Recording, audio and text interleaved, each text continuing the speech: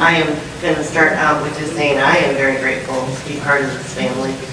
You guys are such an inspiration to me, so I'm happy that I can come and inspire you. I think that obviously we've gotten off to a really good momentum with the gratitude talk, and everything that Lena said just kind of touched on where I was going to go with my talk.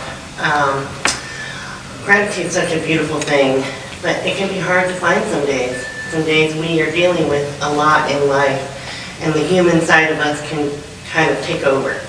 And we forget that we're these spiritual, energetic beings having a human experience. We kind of go into, I call it default mode, but human mode. We go into human mode and let that human brain take over. We let it tell us all these things that aren't true. I've talked before about how our brain is this computer that's just sucking in information all day long, and it doesn't know what's right or wrong. It's just going to spit it back at you. So our brain tells us a lot of things that aren't true, and it's easy to believe it. It's easy to let it take control. And we have to advocate for gratitude in our life. We have to become proactive. We have to recognize when we're letting that human brain take over, and we're feeling like everything in the world is going wrong, and how can this be happening to me? I'm a good person. Why am I letting this happen? You are letting it happen when you let it consume you. So you have to find ways to pull yourself out of that thought process. You know, for myself, I'm a big fan of Abraham Hicks. So I will go to YouTube and I'll just start putting in Abraham Hicks, and let me just listen to what she has to say, because she will stir it up inside of me. So you got to find those people that inspire you, and don't, we're so blessed to have the internet and to have access to things like YouTube, where we can just put on somebody that will talk to us and speak to our spirit and get us out of that human mindset that we get sucked into.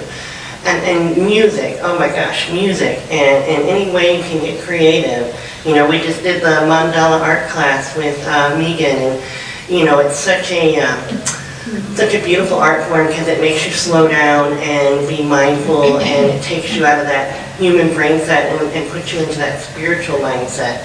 And so things like music and art and nature, we have to get super proactive.